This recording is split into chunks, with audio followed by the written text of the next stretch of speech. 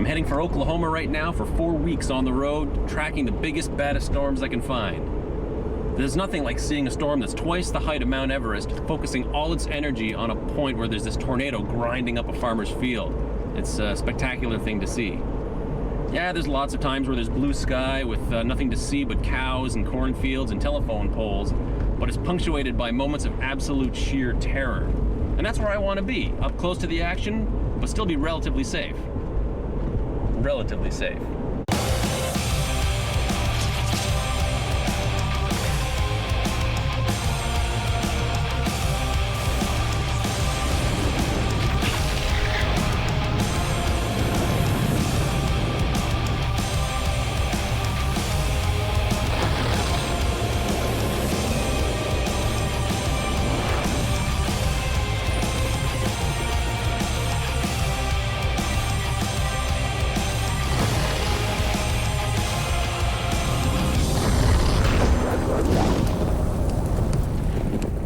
Each spring here in the Great Plains of the central United States, warm, moist air from the Gulf of Mexico, cooler, drier air from the Rockies, and a strong jet stream overhead combine to create all kinds of severe weather, including tornadoes. On an average year, over 1,000 tornadoes touch down in the United States, most of them right here. And that's why this place has earned the nickname Tornado Alley.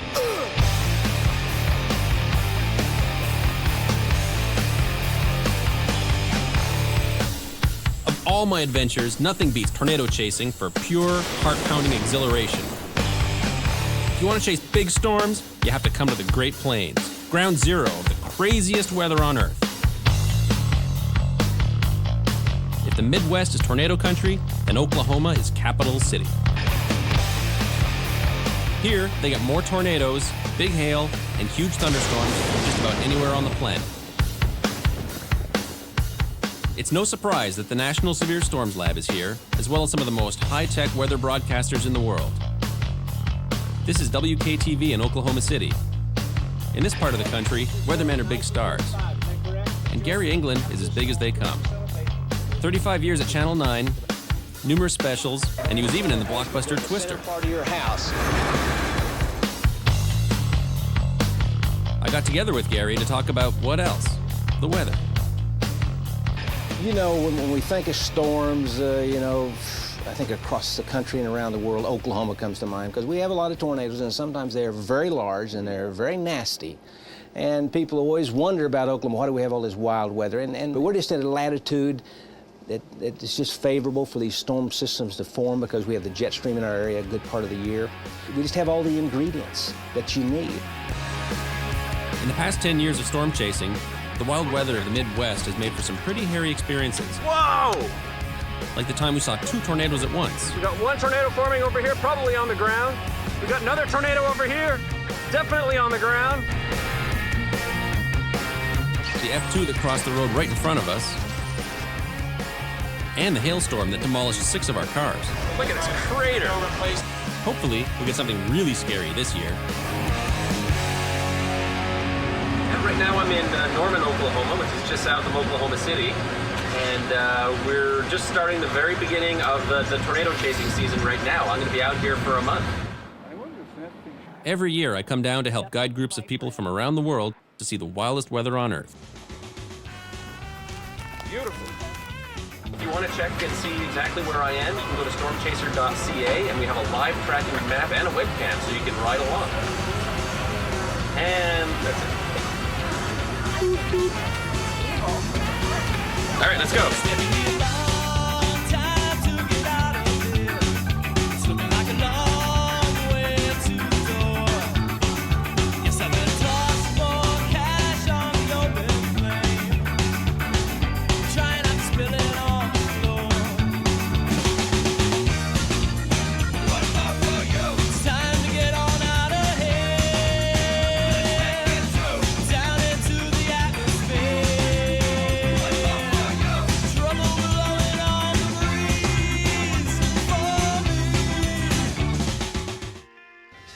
Good morning, everybody.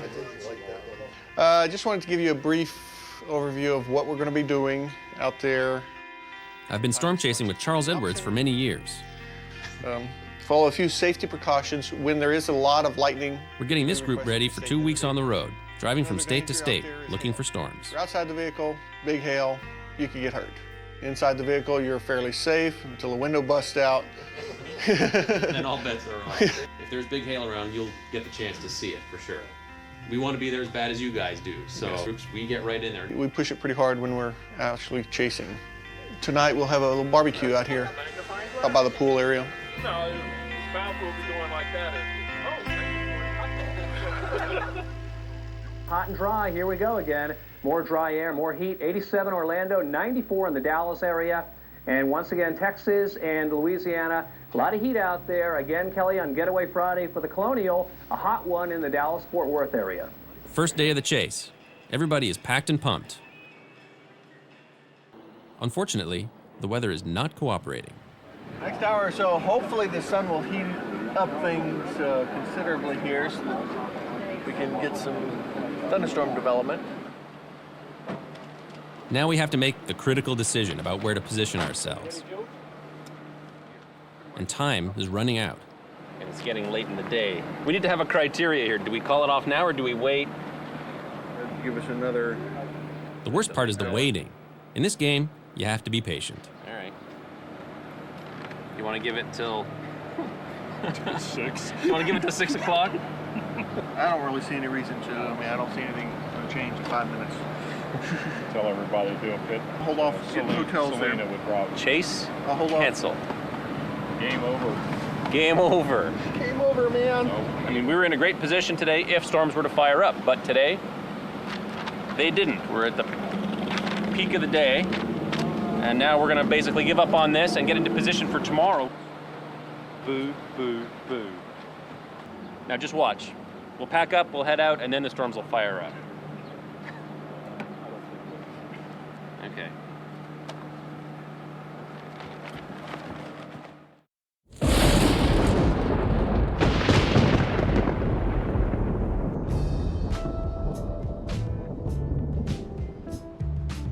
After days of great sunbathing weather, Mother Nature throws us a bone.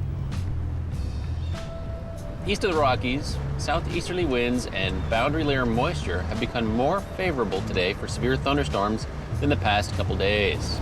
Isolated damaging winds and very large hail may also accompany stronger cores this evening.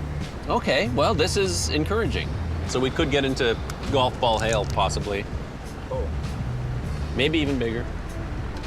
Hopefully, hopefully, hopefully. But we won't see one unless we get rolling. East we go.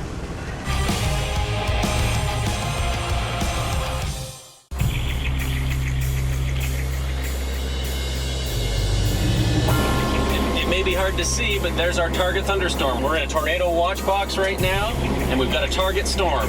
It's got an anvil on it. You can see where the updraft has gone up and is spreading out at the top of the troposphere. And that's a good sign. From a distance, it looks good, but we gotta get closer.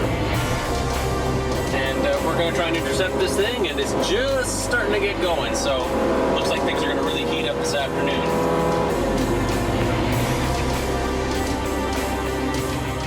Like everything else down here, when these storms get going, they're big.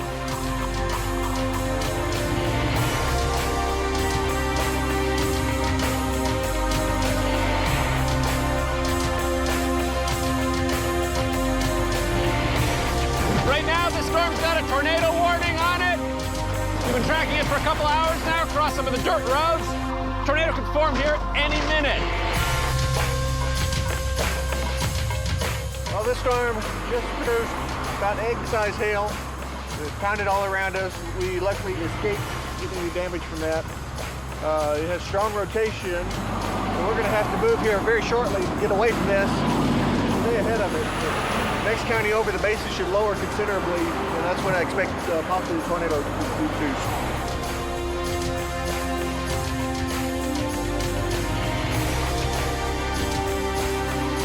This storm has fantastic tornado potential. Now, all we can do is wait.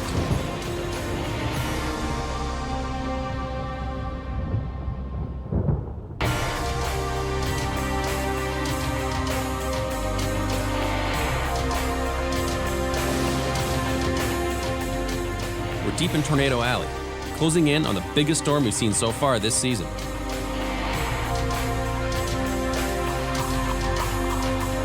Tornadoes aren't the only weapon in nature's arsenal. A little too close here, getting some big hail. Hail is one of the most damaging elements of these storms. Here in Texas, these chunks of rock-hard ice can grow as big as grapefruits.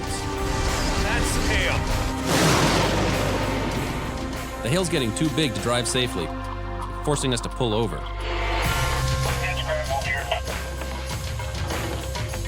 We've learned from bitter experience what can happen if you don't take cover. Look what it did to these. How big does a hailstone have to be to do this kind of damage? I find the best thing you can do when hail's pounding down around you, get out there and get some samples. Quickly.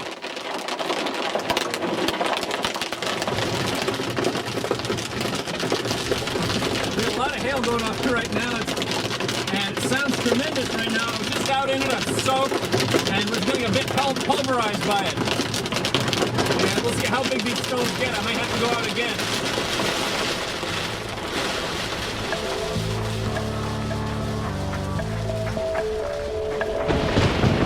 We're in Vermont, Texas, and we've been chasing this tornado-warned storm for several hours now. But we got to see hail, tremendous lightning, incredible storm structure. Yeah, I'll have that one.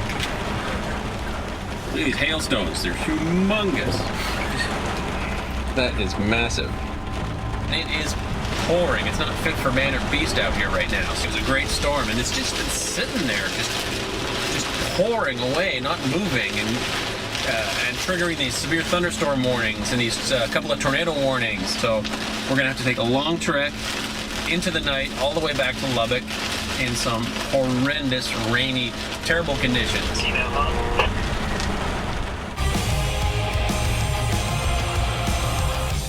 Okay, let's go.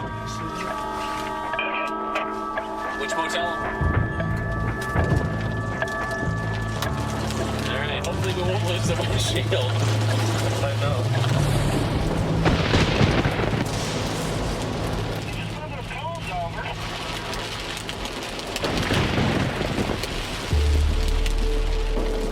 My most intense tornado chasing experience had to be the time when I was actually caught inside a tornado. On May 9th, 2003, we were working severe thunderstorms around the state, and then one big thunderstorm developed in far southwestern Oklahoma. I was driving at night just like this, just outside Oklahoma City. Now, the most difficult weather situation I believe to deal with is when a weather system develops on top of you or a tornado develops in close proximity to you. You have very little time to respond. While we were en route to this tornado, we could hear Channel 9 News, and they were actually broadcasting live. They had broken into their regular programming. The first thing that really sounded our alarm was that we had a live camera miles southwest of us. Val Castor's storm tracker was there. East of Channel 9, Wilshire, pretty near Wilshire Road. We heard over the radio that the tornado was approaching Britton Road. Now, this thing is a monster. We heard the tornado was on the ground at I-35 and Britton Road. Britton, Wilshire, major tornadic event moving across this long area. Just as we're passing the Britton Road overpass. 35 Britton Road area right now. Oh shit! We're right here. It was wrapped in rain. You could see the explosion where it hit a power transformer right ahead of us. And within minutes, Val Castor said to me, and I'm broadcasting live, and I hear Val saying, you know, on the radio to me, you know, Gary, it's over the station. Val, are you saying it's over the television station? Yes, I'm saying it's right over Channel 9. Get people out of this studio. Get them out of the studio. Val said it's close to the station. I shouted, get everybody out of here. Everybody just made a run for the shelter. It's here. Where we going? Come on. I heard it. Yeah. Hear it. Basically got caught in the edge of the tornado. There was debris flying everywhere. For a flash, I thought, you know, I can stay here. And then, boy, just as quickly, my little brain said, you know, if it hits, you'll die. So we had to drive with the wind to keep the impacts to a minimum. Val, I said, keep talking. And I said, we got to evacuate. The tornado actually passed directly over their studios, and they had to evacuate. They went down to the basement. They stopped broadcasting briefly. So I got out of here. Keep talking to us, Val. We had to go and hide behind a shopping mall as the tornado passed by. Wrap up in pillows and blankets.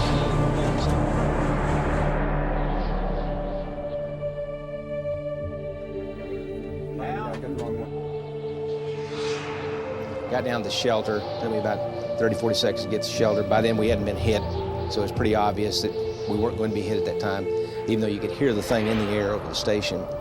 And I came back in here. We came back on the air. Val, can you hear me? It's looking like it's past us.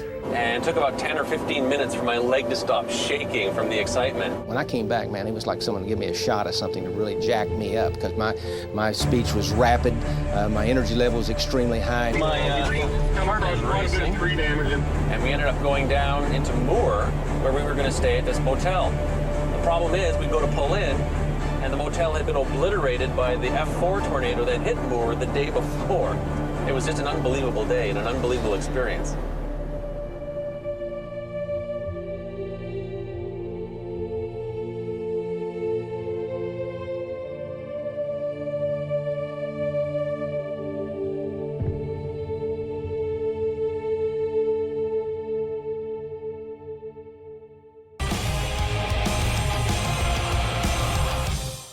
Every storm chaser has these down periods. It's important then who you're travelling with, the personalities, you know, the sense of camaraderie, the sense of humour, having an interest in the people you're travelling with. There's always this kind of camaraderie, but also a bit of a competition. And a lot of practical jokes end up happening. Yeah, I should have known. Especially when there aren't a lot of storms. And you end up with a bunch of storm chasers who are bored. I am so bored, I'm like a 2x8. With nothing to do. And looking to irritate each other.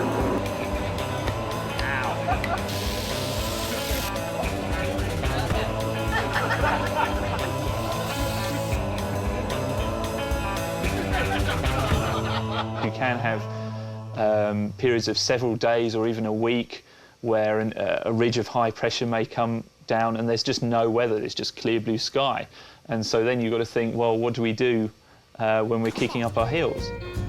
There's lots to do. Why, there's the world's deepest hand-dug well. There's the world's largest ball of twine. All right, this is the view from atop the world's largest ball of twine. There's the Twister Movie Museum, the Leaning Water Tower, or how about the Cadillac Ranch? 10 luxury automobiles buried neatly in a row in a farmer's field. What a ride, man. That tornado was wild.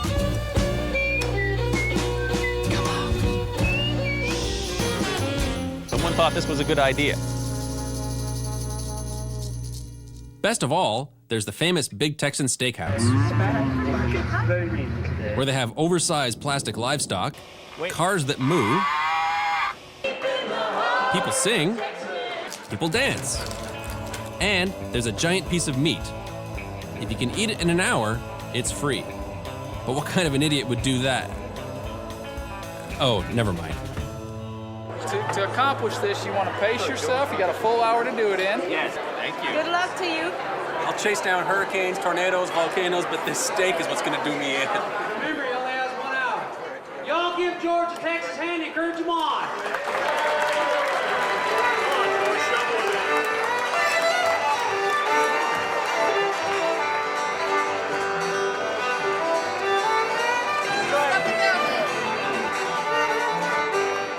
He's got 20 minutes to go. 7.5.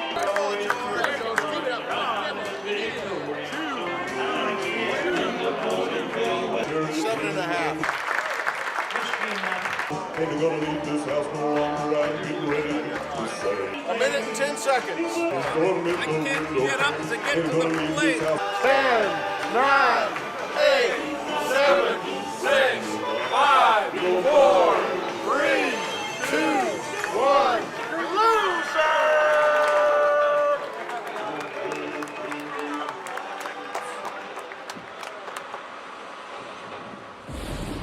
Today there will be widespread outbreak of severe weather. The SPC is calling for an enhanced severe weather outlook.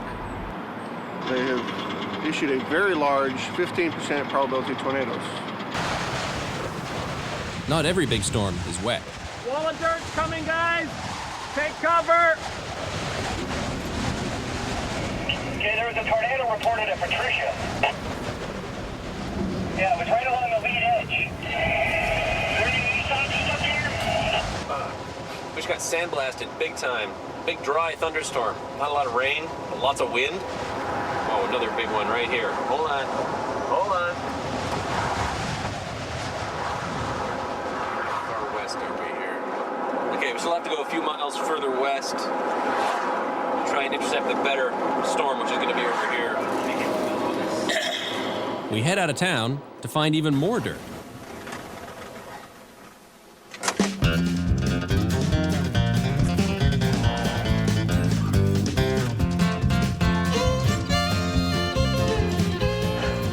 That's so cool. It was like being in the eye of a tornado. It was calm in the middle. I was running along beside it.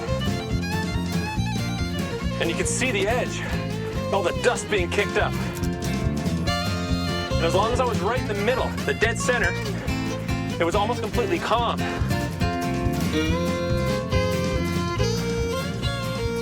Of course, then I got so much dust in my eyes. And there was this big arc of the edge of the dirt that it's picking up, and you could see it, just this big 180-degree arc. And just running along to keep up the pace to stay right in the dead center of the thing. Yeah, I got good footage. Never had a chance that close. No, I was totally surprised to see the thing form right beside the cars, and it was like, as soon as I see it going, it's like, oh, I gotta go get this. I gotta, you know? If anyone's stupid enough to go and run after these things, it's gonna be me, so totally worth it. That was fun. Let's continue on our way.